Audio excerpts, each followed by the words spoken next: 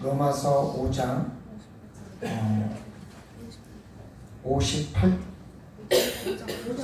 5장 8절 여러 가지 아주 죄송합니다. 같이 한번 이렇게 올리겠습니다. 우리가 아직 죄인되었을 때에 예수께서 우리를 위하여 죽으심으로 하나님께서 우리에 대한 자기의 사랑을 확증하셨느니라. 로마서 5장 8절 말씀. 아멘. 여러분 한 번 안 외웠다고 그냥 포기하지 마시고 계속 외우시면 좋겠습니다. 어쨌든 말씀을 외워놓으면 언젠가 성령님께서 활용하신다는 것을 우리가 기억했으면 좋겠어요. 오늘 하나님 말씀 예레미야가 3장 22절에서 23절까지 우리 같이 한번 봉독해 올립니다. 여호와의 인자가 긍휼히 무궁하심으로 우리가 진멸되지 아니함이니이다. 이것들이 아침마다 새로우니 주의 성실하심이 크시도소이다. 아멘. 우리는 매일같이 거의 비슷한 일상을 소화해냅니다. 아침에 일어나서 씻고 먹고 입고 집을 나섭니다. 그리고 자신에게 주어진 일을 합니다. 의외로 아무리 힘든 일이라도 매일같이 하는 일들은 그렇게 힘들게 느껴지지 않는데 우리를 정말 힘들게 하는 것은 이런 일들이 계속 무한히 반복된다는 것이 때로는 우리를 힘들게 만듭니다. 새로운 일이 없을까? 게다가 뭔가 달라질 희망이 없다는 것은 사람을 더 좌절하게 만듭니다. 매일같이 똑같은 일상을 매일같이 똑같이 하는데 다른 것을 할 것이 없다는 것만큼 사람들을 힘들게 하는 일이 없는 거죠. 그런데 간혹 매일같이 반복하는 일도 특별하게 느껴질 때가 있습니다. 그 일에 새로운 의미를 부여하면 특별해집니다. 예를 들어서 매일 잠에서 일어나는 일도 여행 가는 날 아침에 일어날 때는 느낌이 사뭇 다르죠. 졸업식이나 입학식 같은 예식을 갈 때도 분명히 다릅니다. 근데 이런 것들은 좋은 기분이죠. 근데 수술을 하기 위해서 병원에 가는 날이라면 그 깨어질 때도 아마 마음가짐이 달라지는 겁니다. 씻는 것도 더 깨끗이 정성을 다해서 씻게 되고 먹는 것도 더 맛있는 것을 준비하고 또 같은 음식도 맛있게 느끼려고 노력하는 거죠. 어떤 분이 수술하러 가면서 내가 오늘 집에서 먹는 마지막 식사가 될지도 모르겠다라는 생각을 가지니까 그날 식사가 왜 그렇게 귀한지 하나도 빼놓지 않고 꼭꼭 씹어서 잘 먹고 출발했다는 말을 하시더라고요. 아니 왜 그런 생각을 하시냐고.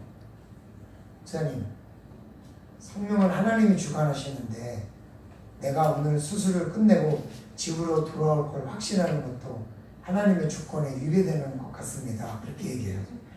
제가 아무 소리도 못했어요.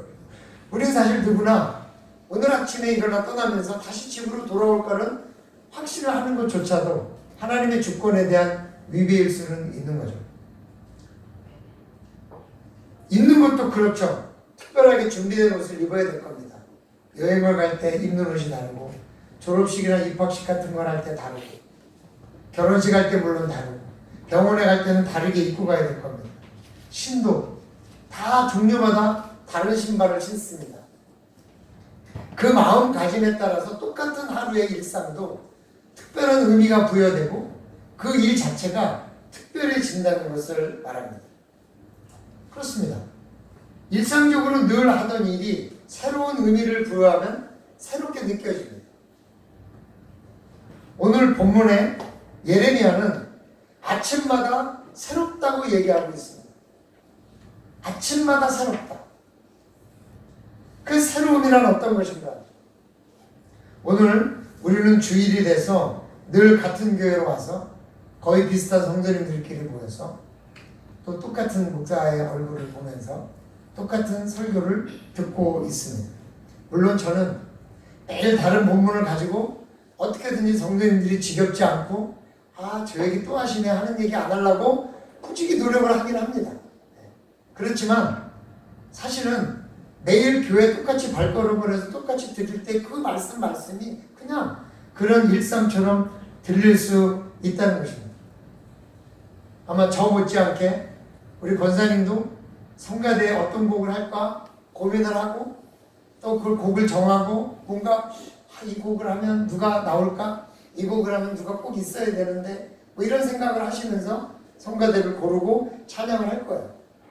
근데 생각만큼 듣는 사람들은 관심이 없더라고요. 그냥 성가를 했나 보다 이러지 그 성가를 하기 위해서 고민하고 결정하고 같이 훈련했던 그런 모든 것들은 사실 사람들은 그렇게 중요하게 여기지 않아요. 저도 마찬가지예요. 설교를 한번 하려면 어떤 본문을 어떻게 설교를 해야 되는가 또 만지고 예화를 또 찾아보고 또 성경 여러 가지를 찾아보면서 어떻게 하면 이게 논리가 흐트러지지 않고 어떻게 하면 내가 성도님들을 이해시켜서 이 말씀으로 은혜를 드릴까 생각을 하지만 듣는 분들은 그냥 늘 듣는 설교 말씀에 불과하지 제가 설교를 준비하면서 했던 많은 수많은 그런 일들에 대해서는 별로 관심이 없는 것 같이 느껴질 때가 상당히 많다고 하는 거죠. 그런데 오늘 우리가 똑같이 예배를 드리는 이 예배도 뭔가 특별한 의미를 부여하면 이 예배가 특별해질 수 있다는 것입니다. 오늘만의 어떤 의미를 부여하면 예배가 새롭게 되는 거죠.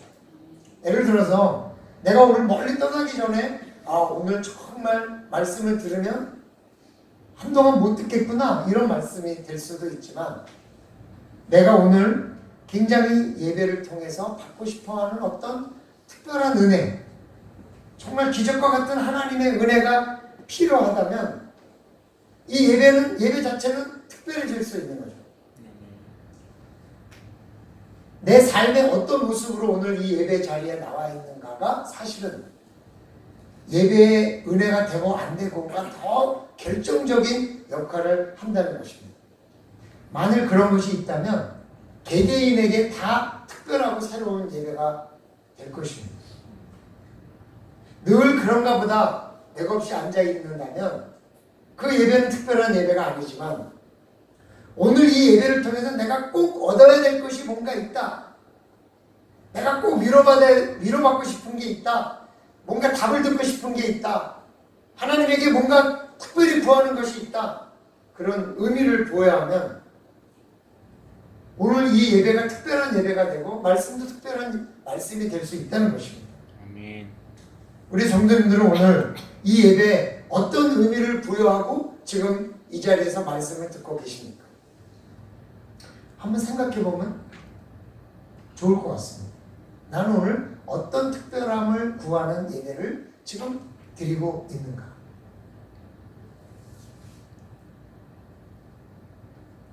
잠시라도 한번 생각해 보면 이제 갑자기 지금부터 듣는 말씀에는 어떤 특별한 의미가 부여되고 그 말씀이 새로워질 수 있습니다. 본문을 읽으면서 나에게 이 말씀의 의미가 무엇일까 예배를 드리기 전에 한번 좀 본문을 읽어보는 거. 이 말씀이 묵상을 하듯이 이 말씀이 나에게 어떤 의미가 부여될까? 목사님은 어떻게 말씀하실까? 이 말씀 중에서 나는 이 단어와 관련된 어떤 말씀이 특별히 나에게 중요할 것 같다. 이렇게 의미를 부여하면 훨씬 말씀의 은혜가 될 수 있다는 거죠. 아멘. 찬양으로 드리고 예배를 지금까지 드리면서 내 영적 상태를 한번 점검해 보는 거죠. 지금 내 영적 상태는 어떤가? 오늘 이 예배를 드리는 나의 자세는 어떤가? 그냥 늘 드리는 특별함이 없는 일상적인 예배인가? 아니면 특별한 예배가 될 것인가? 오늘 이 예배가 특별한지 특별하지 않은지는 제가 아니라 성가대가 아니라 누구도 아니라 여러분 스스로 이 예배가 특별하다고 의미를 부여하고 오늘 내가 받고 싶은 하나님의 은혜가 특별한 은혜라고 의미를 부여하면 이 예배는 특별해지는 거죠. 사실 어떨 때는요, 제가 말씀을 준비해서 전한 저보다 더 말씀을 잘 기억하시는 분이 간혹 있어요. 왜냐하면 그분은 그날 그 말씀에 특별한 은혜를 받았거든요.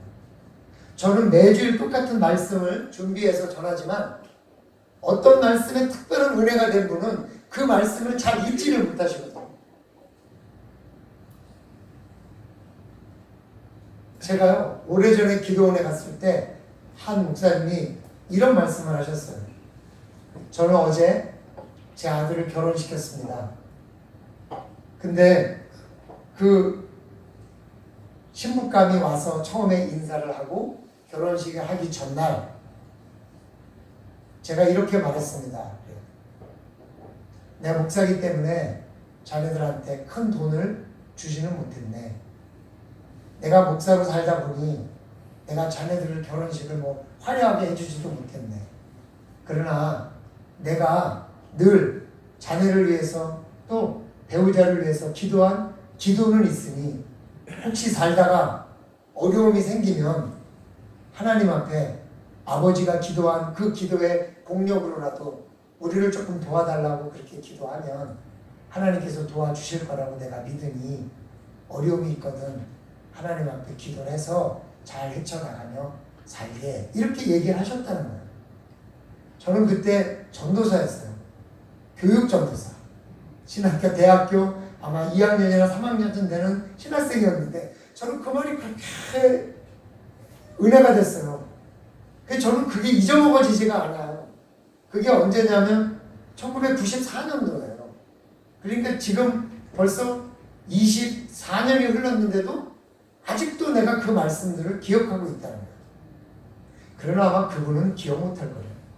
그런 말 했는지. 나에게 어떤 특별한 의미가 부여된 이 말씀이 오늘 이 말씀이 특별해지는 그런 은혜가 되는 거니 우리가 말씀을 듣기 전에, 예배를 드리기 전에 오늘 나는 이 예배를 통해서 무엇을 얻고 싶은가? 나는 이 예배를 통해서 과연 어떤 은혜가 나에게 필요한가? 내 지금 영적 상태가 어떤 하나님의 말씀이 필요할까? 그리고 혹시 그 말씀을 우리 목사님께서 해주시지 않을까? 하나님께서 그 말씀을 통해서 뭔가 이루시지 않을까? 제가 우리 교회 온 지 이제 2년여가 거의 다 돼갑니다. 한 3, 4개월 있으면 2년입니다. 처음에는 저의 설교가 새롭게 느껴지고 특별한 예배처럼 느껴졌었던 때가 있을 것입니다. 그러나 한 2년쯤 지나면 조금 일상처럼 되어갑니다. 설교가 특별하게 느껴지지도 않고 또 어떤 예배 자체가 안정되고 이렇게 되면 어떤 의미 부여가 힘들어요. 일산의 어떤 목사님은 매일같이 특별한 예배를 드리는 게 그분의 그 하나님 앞에 약속이고 그래서 어떤 날은 설교를 하러 강대상에 나오시면서 타잔처럼 중위층에 끈을 묶고 이렇게 줄 타고 내려오셔서 예배를 하셨다. 그게 말하자면 목회자의 고민인 거죠. 우리 성도님들이 매일 그저 일상적으로 와서 예배를 드리고 가면서 그게 그냥 매너리즘에 그냥 늘 그런 일상처럼 있어서 혹시 예배를 받을 때 특별한 의미를 부여하지 못하고 은혜를 받지 못하면 어떡할 것인가. 그래서 이제 우리가 예배를 드릴 때마다 어떤 의미를 부여하면서 은혜를 강구하는 노력이 없다면 차츰 늘 하는 말씀처럼 늘 하는 목소리에 늘 바라보는 목사님의 모습 속에서 우리도 예배가 일상처럼 되어갈 수 있다는 것입니다. 오늘 부족한 종을 통해서 성령님께서 우리 성도님들의 마음속에 특별한 은혜를 주시기를 원하신다면 오늘 우리 자체가 이 예배에 특별함 속에 하나님의 응답을 구하는 개인적인 욕망이 있어야지 하나님께서 오늘 특별한 예배가 되어 주시도록 허락해 주신다는 것입니다. 아멘. 오늘 본문에 아침마다 새롭다고 했는데 사실 아침마다 일상이 뭐 그렇게 새롭겠습니까? 하지만 에레미야는 그 괴로운 일상 속에서도 매일 아침 새로움을 체험하고 있다는 것입니다. 주님의 인자와 긍휼, 하나님의 돌보심에 대해서 매일 새롭게 느끼고 있다는 것입니다. 오늘 우리가 깨어나도 매일 일상이 아니라 지난밤 주의 성실하심이 우리를 지켜주셨기 때문에 오늘 우리가 아침에 일어난 거죠. 우리가 그것은 잊어버리고 나의 욕망과 내 소원을 들어주시지 않음만을 탓하며 그의 성실하심이 모두 무시되는 거죠. 오늘 우리가 이 자리에 나옴도 주님의 성실하신 돌봄이 있기 때문에 이 자리에 나온 거 아니겠습니까? 아멘. 아유 목사님 나는 차를 타고 온 게 아니라 가까이서 걸어왔기 때문에 그렇게 뭐 중요하지 않아요. 그렇지만 진짜 교회 계단 하나 올라오고 내려가다가 발이 삘 수도 있는 거고 넘어질 수도 있는 거고 제가 어제 교회에서 자전거를 타고 나가다가 요 언덕에서 그 타이어에 바람이 다 빠진 걸 모르고 올라타다가 타이어에 바람이 빠지니까 이게 핸들이 잘 안 돌더만요. 그래가지고 완전히 낙법으로 그냥 한 바퀴 굴러 떨어져가지고 양쪽 무릎이 깨지고 훔쳐버렸어요. 매일같이 자전거 하나 올라타는 것도 아차한 순간에 정말 우리는 큰일을 겪을 수도 있는데 다행히 이 앞쪽이 멀쩡해가지고 참 다행이다 하는 생각을 가지고 앞쪽으로 밀려 넘어가다가 몸을 돌려가지고 아주 멋있게 지금 자랑하는 겁니다. 그래서 아래쪽을 조금 다쳤어요.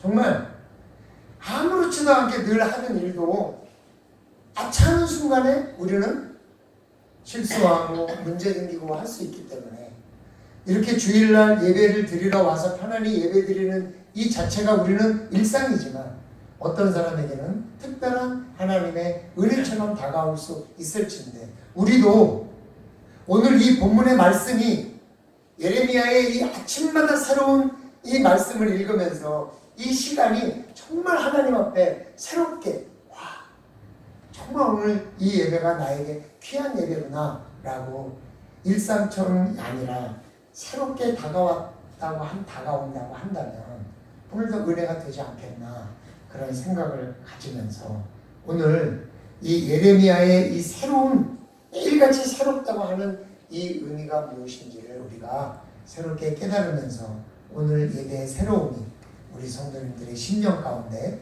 넘치시기를 주님의 이름으로 축원합니다. 우리 옆에 분에게 한번 이렇게 인사했으면 좋겠습니다. 오늘 이 예배가 저에게는 새롭게 느껴집니다.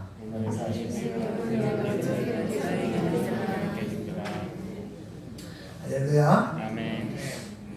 그가 예레미야가 그렇게 아침마다 깨달은 새로운 주의 성실하심이 무엇인가?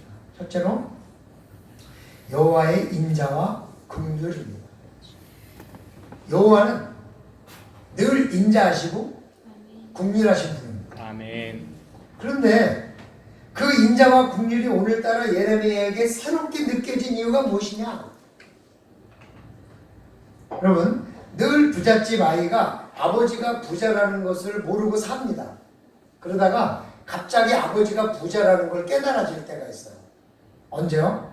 친구들이 갖고 있지 못하는 것을 아버지가 사줄 때. 또 내가 그걸 원할 때 아버지가 그걸 아주 비싸다고 생각했는데 척 가져다 줄 때. 남들이 입지 못하는 옷을 내가 입고 있을 때. 그때 우리 아버지가 부자라는 것을 느껴주는 거죠. 어떤 남자가 프로포즈를 했는데 그 프로포즈가 아주 독특하고 아주 새롭다면 그 남자가 참 똑똑하고 좋은 사람이라는 느낌을 받을 수 있겠죠. 반면에 애인이 아무리 열심히 해도 상대방이 그것을 별로 신통치 않게 느껴지면 정말 보잘것없게 느껴지는 거죠. 예를 들어서 맛집이라고 찾아가지고 어디 멀리 산골 해가지고 갔는데 별로 맛이 없을 때, 물론 남친이 최선을 다한 것이라고는 알지만 친구들에게 자랑하기는 부끄러울 때 남친의 부족함이 자신의 속물됨 때문에 고민하는 거죠. 여호와가 인자하심이 긍휼하시고 크신 분이지만 여호와의 긍휼과 인자가 더 간절히 필요할 때 그분의 인자와 긍휼이 새롭게 느껴지는 거죠. 내가 정말 여호와의 인자와 여호와의 긍휼이 간절히 필요한 그 타이밍에 하나님께서 인자와 긍휼을 보여주셨다고 느껴지면 그건 정말 새로운 거죠. 예레미야 애가에 대해서 브루스 윌킨스는 다음같이 소개하고 있습니다. 예레미야 애가는 아마도 구약 성경 중에서 가장 슬픈 책일 것이다. 이 책은 예루살렘의 몰락 이후에 눈물의 선지자가 예레미야의 눈물의 선지자 에레미야에 의해서 기록되었다. 5편의 애가에서 에레미야는 유대인들이 그토록 자부심을 가졌던 예루살렘 성이 쓰레기 더미로 전락한 것을 보는 슬픔과 공포를 표현했다. 오랫동안 예언되었지만 그토록 자주 무시되어 왔던 공포, 패배, 살육, 파멸 등이 이제 마침내 잔혹한 바벨론 사람들에 의해서 자행되었다. 하지만 마음이 찢어지는 와중에도 선지자는 하나님의 선하심과 인자하심에 대한 깊은 믿음을 강하게 증거하고 선포했다. 이토록 현실은 심판으로 인해서 침울했지만 미래는 부흥과 회복이 올 것이라는 새벽과의 밝게 빛나는 확실한 약속을 전하면서 이렇게 고백한다. 주의 성실이 크도 소이다. 이스라엘의 패배와 멸망을 바라보는 이 에레미야가 흘리는 이 눈물의 노래. 그러나 이스라엘이 여기가 끝이 아니라 새로운 미래를 바라보도록 격려하는 그의 설교에서 우리는 왜 애가가 그렇게 여호와의 인자와 긍휼하심을 날마다 새롭게 깨닫는지 알게 됩니다. 에레미야는 늘 있었던 그의 인자와 긍휼이 최근에 와서야 날마다 새롭게 깨달아지는 거예요. 왜?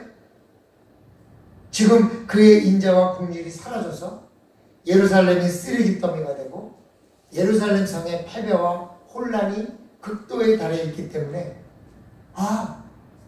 그동안 하나님이 정말 너무 나를 지켜주신 그 인자와 긍휼이 너무나 크신 거였구나. 이제야 깨닫는 거죠. 아멘. 왜 우리는 그의 인자와 긍휼이 사라진 후에야 그의 인자와 긍휼을 떠올릴까? 미련해서요? 신앙이 없어서요? 아니요. 없어져야 그 소중함을 아는 것은 인간에게는 너무 자연스러운 일이기 때문에 그럴 수밖에 없다는 것입니다. 여러분, 아무리 부모님에 대해서 얘기해도 부모님이 돌아가신 다음에야 그 빈자리를 알 수 있고, 아무리 강조해도 사랑하는 사람이 떠난 후에야 비로소 그 사랑이 얼마나 컸는지를 아는 게 인간입니다. 직장이 없어져 봐야 매일 출근하면서 괴롭다고 투덜대는 그 직장의 의미와 그 소중함을 깨닫게 되고, 집이 없어져 비로소 저녁에 돌아갈 곳이 없어져 봐야 매일 지친 몸을 이끌고 집에 들어왔던 그것이 얼마나 행복한 일이었는지 그 소중함을 깨닫는 게 인간입니다.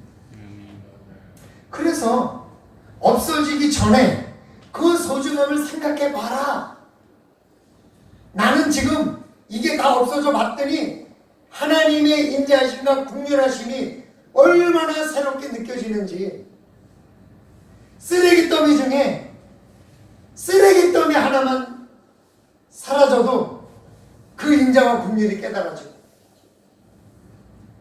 다쳤던 상처가 한쪽만 깨끗해져도 하나님의 인자와 긍휼을 깨닫고 있는데, 우리는 어떤 하나님의 인자와 긍휼을 깨닫고 있는 것인가? 사라지기 전에, 없어지기 전에 그 소중함을 기억하며 내 마음을 새롭게 할 기회를 얻는 것. 그것이 바로 오늘 이 예레미야가 그동안 하나님이 돌봐주셨던 그 돌봐주심이 없어지고 나서 아주 사소한 것 하나를 바라보면서도 인자와 긍휼을 깨닫는 거죠. 예루살렘이 쓰레기 더미로 넘쳐나고 패배와 또 빈궁이 몰려왔을 때 새가 한 마리 날아오면서 짹짹 우는 그 울음소리 하나에도 눈물이 왈칵 쏟아집니다.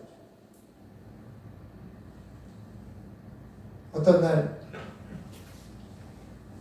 아침에 일어나니까 새소리가 짹짹짹짹짹 하길래 야 너는 이런 데 사니까 되게 행복하겠다 그랬더니 아이고 한 달만 살아보셔. 아침에 이 소리가 시끄러워서 환장할 테니까. 매일 있는 사람은 몰라요. 그러나 어쩌다 한번 겪는 사람은 너무나 좋은 거예요. 주의 인자하심과 국민하심이 매일 우리를 돌봐주셨지만 그 돌봄이 있을 때는 우리가 그걸 모르는데 그 돌봄이 사라지고 하나님의 징계가 닥치고 패배와 또한 멸망이 온 후에야 하나님이 그동안 얼마나 우리를 도와주셨든지 아주 작은 바람소리 하나에도 그의 인자와 긍휼을 느끼고 새소리 하나에도 아이의 울음소리 하나에도 먹을 것 하나 떨어지는 길 가다 주순 그 과일 하나 아니면 그 반 조각만이라도 그거를 먹으면서 매일같이 이런 걸 풍성히 먹었던 주님의 인자와 긍휼하심을 새롭게 깨닫는 거죠. 사라지기 전에 그의 인자와 긍휼이 얼마나 소중한지 깨닫게 된다면 너무나 좋겠어요. 우리 인간의 본성은 사라진 후에야 깨닫는 것이 너무 자연스러운 일이기에 오늘 이 에레미야의 날마다 새롭고 날마다 새로운 이 주의 성실을 기억하면서 우리는 사라지기 전에 주님의 인자와 긍휼을 더 감사하고 더 새롭게 깨닫는 일상이 되시기를 주님의 이름으로 축원합니다. 축원합니다. 그가 그렇게 아침마다 새롭게 깨달은 새로운 주님의 성실하심은 무엇인가? 둘째로 여호와의 인자와 긍휼이 무궁하다는 것입니다. 무궁하다는 것이 새롭게 다가왔다는 것입니다. 무궁, 없을 무, 다할 궁, 다함이 없다. 말하자면 끝이 없다. 이 히브리어에 무궁과 대시다는 단어가 없어요. 영원하다는 말과 무궁하다는 말은 뉘앙스가 조금 다르게 느껴져요. 그렇지 않아요? 이 단어는 끝이 없다는 건데 내려가도 바닥이 보이지 않는 게 무궁이고 들어가도 끝이 안 나오는 것이 무궁이고 그래서 저는 무궁이라는 말이 더 좋아요. 영원이라는 말보다.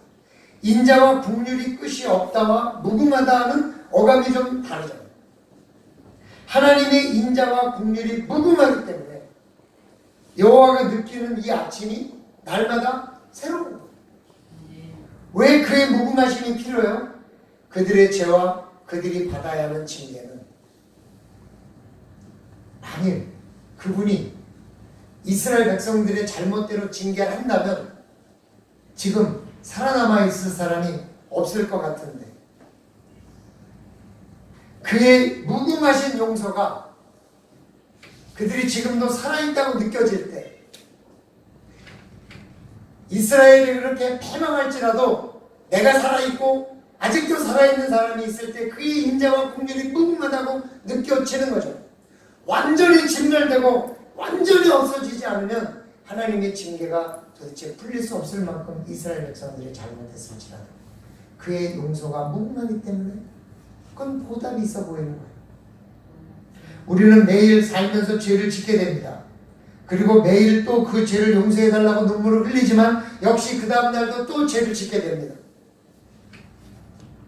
그런데 우리가 또 죄를 용서해달라고 할 수 있는 이유가 무엇입니까? 그의 무궁하신 사랑 때문에 그렇습니다. 그건 가끔은 또 용서하고 또 용서하고 또 용서해달라고 하다가 어느 날 이런 생각이 들 때가 있어요. 야, 너도 해도 너무한다. 좀 적당히 해라. 이제는 좀 그만해야지. 왜 죄를 네가 져놓고 맨날 이렇게 뭘 용서해달라고 하느냐. 그럴 때가 있어.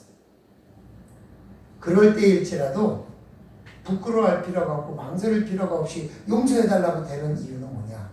그의 인자가 긍휼이 무궁하시기 때문에. 그걸 깨닫기 때문에 오늘도 또 죄를 졌지만, 오늘도 또 죄를 졌지만, 오늘도 또 죄를 졌지만, 그 죄에서 깬 이 하루가 하나님의 무궁하심 때문에 또 내가 살아갈 수 있다는 그 느낌. 그래서 날마다 새로움을 느끼는 거죠. 그의 인자와 긍휼이 무궁하시기 때문에, 그로부터 베풀어지는 사랑과 용서가 무궁하기 때문에 우리는 계속해서 또 용서를 빌고 또 용서를 빌고 또 용서를 빌어도 용서받을 수 있다는 것입니다. 그리고 내가 오늘 도저히 용서를 빌 수 없는 이 상황에서도 용서를 빌 수 있다는 것 때문에 주의 인자와 긍휼이 무궁하시다는 새로움을 느끼는 거죠. 그가 한계나 제한이 있다면 아마 우리는 그에게 용서를 구할 수 없을 거예요. 그러나 2000년 전 예수님이 십자가에 어떻게 우리의 미래의 죄까지도 용서할 수 있는지, 그때 다 해결된 것이 아니라 지금도 계속 하나님의 인자와 긍휼이 앞으로도 계속 우리의 죄를 해결해 가실 거라고 믿는 믿음이 있기에 그의 인자심이 무궁하다는 것에 행패한 거예요. 아멘. 여러분, 내일부터 내가 죄를 지지 않을 수 있다면 괜찮아요. 무궁하지 않아도 돼요. 그러나 나는 내일 또 죄를 질 것이고, 내일 또 용서를 구할 것이고, 모레도 또 죄를 질 것이고, 모레도 또 내가 용서를 구할 것인데, 그래도 하나님은 멈추지 않으시고 계속 용서해 주실 거라는 믿음이 있기 때문에 그의 인자와 긍휼이 무궁하다는 것에 오늘 예레미야는 새롭게 느껴져요.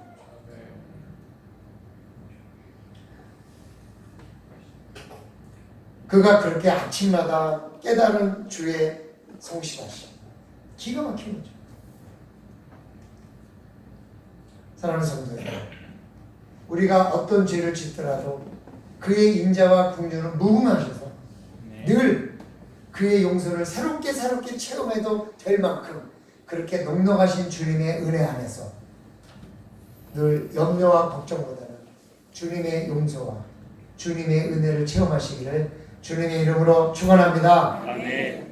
그가 그렇게 아침마다 깨달은 새로운 주의 성실하심 무엇입니까? 셋째로 여호와 하나님의 보호하심에 대한 믿음입니다. 이스라엘을 영원히 보존하시는 하나님에 대한 믿음. 진멸이라는 단어는 완전히 멸망한다는 것입니다. 회복이 불가능한 상태. 에돔은 완전히 멸망했습니다. 그런데 하나님은 이렇게 약속하십니다. 내가 내 형제 야곱에게 행한 포악으로 말미암아 부끄러움을 당하고 영원히 멸절되리라. 그래서 에돔은 영원히 다시 태어나지 않습니다. 이때 멸절이라는 단어와 진멸이라는 단어가 같은 어원입니다. 지금 예루살렘이 완전히 망한 것 같이 보이는 이 상황에서도 예레미야가 눈물의 시를 쓰면서 희망을 갖는 것 하나가 무엇입니까? 다시 회복할 가능성이 있다는 것입니다. 그 믿음이 여호와의 인자와 긍휼이 무궁하심으로부터 출발해서 예루살렘이 진멸하는 것이 아니라 분명히 다시 회복하게 하실 거라는 믿음을 가지고 있기 때문에 그의 성실하심을 바라보며 그는 오늘 그의 인자와 긍휼이 또 새로워지는 것입니다. 하나님은 참으로 성실하신 분입니다. 아멘. 여기서 성실한다는 부지런하다는 것, 쉬지 않는다는 의미가 아니라 믿음직스럽다, 약속을 지킨다, 신실하시다, 그런 의미입니다. 오늘 하나님이 하신 약속, 승리와 회복입니다. 아무리 멸망해도 승리와 회복, 소망이 있고 회복을 약속하셨을 것이라고 믿기 때문에 그의 인자와 긍휼이 정말 무궁하시고 그 무궁하심 때문에 오늘 또 소망을 갖는 거죠. 사랑하는 성도 여러분, 오늘 우리가 무엇을 믿고 있습니까? 하나님의 인자하심과 긍휼하심, 그의 무궁하심, 그는 약속을 지키시며 영원히 자신과 이스라엘을 버리지 않으신다는 믿음, 그것이 바로 우리가 아무리 죄를 졌더라도 우리를 끝까지 천국으로 견인하시기 위해서 십자가에 달리셨다는 그의 약속을 믿기 때문에 우리가 조금 부족해도 또 하나님 앞에 나와서 그의 용서를 새롭게 느끼면서 그의 인자를 새롭게 느끼면서 그의 긍휼하심을 새롭게 느끼면서 오늘 또 그분에게 약속을 하는 것입니다. 하나님은 약속을 절대 어기지 아니하시지만 우리는 밥 먹듯 약속을 어길 수밖에 없는 것이 우리 인간인데, 하나님의 인자와 긍휼에 무궁하시고 약속이 신실하신 분이라는 것을 믿기 때문에 우리는 엉터리 같아도 또 하나님 앞에 나와 용서를 구하고 만족하게 헤헤 웃으면서 하나님의 전을 끊을 수 있는 거죠. 사랑하는 성도, 오늘 예레미야는 다 망해진, 다 폐허가야 된 예루살렘을 눈물의 시를 쓰면서 뭐가 새롭겠습니까? 생각하면 생각할수록 그의 인자가 생각이 나. 생각하면 생각할수록 그의 긍휼하심이 떠오르고, 생각하면 생각할수록 그것이 너무너무 많아서 정말 무궁하구나라고 생각을 할 때, 그의 인자와 긍휼은 여기서 끝이 아니야. 그의 변하지 않는 인자와 긍휼의 성품, 내일도 모레도 또 그 다음 날에도 끝까지 계속해서 있을 것이라고 믿기 때문에 그때를 바라보면서 날마다 새로움을 체험하고 새로움을 경험하는 것입니다. 사랑하는 성도들, 오늘 우리 성도님들 이렇게 늘 새로움을 경험했으면 좋겠어요. 과거에 끝난 하나님이 아니라, 과거에 우리가 죄를 졌다고 해서 거기서 마감한 하나님이 아니라 날마다 새로움으로 우리를 만나시고 인도해 가시는 하나님의 그 인자와 긍휼하심을 늘 새롭게 깨달으면서 우리의 삶 가운데 하나님의 성실하심을 더욱 깊이 깨달아지고 그분을 의지하시는 귀한 은혜가 있으시기를 주님의 이름으로 축원합니다. 기도드립니다. 사랑의 아버지 하나님, 우리는 너무 부족해서 약속도 지키지 못하고 또 안 하겠다고 하고도 또 할 수밖에 없는 인생이지만, 우리 하나님의 인자와 긍휼은 무궁하심으로 우리가 또 감히 하나님 앞에 나와 또 용서를 구하고 또 더 좋은 사람이 되어지려고 몸부림쳐 봅니다. 주님, 우리가 아무리 잘못을 해도 우리 하나님은 늘 우리를 용서하시고 우리를 인도해 주시는 분이라는 사실을 깨닫고, 우리가 좌절하고 지치고 포기하고 물러나고 또 하나님 앞에 나와 용서를 구하고 하나님의 성실하심을 날마다 새롭게 체험하는 주의 백성들 되게 도와 주시옵소서. 감사드리며 예수님의 이름으로 기도드리옵나이다. 아멘. 458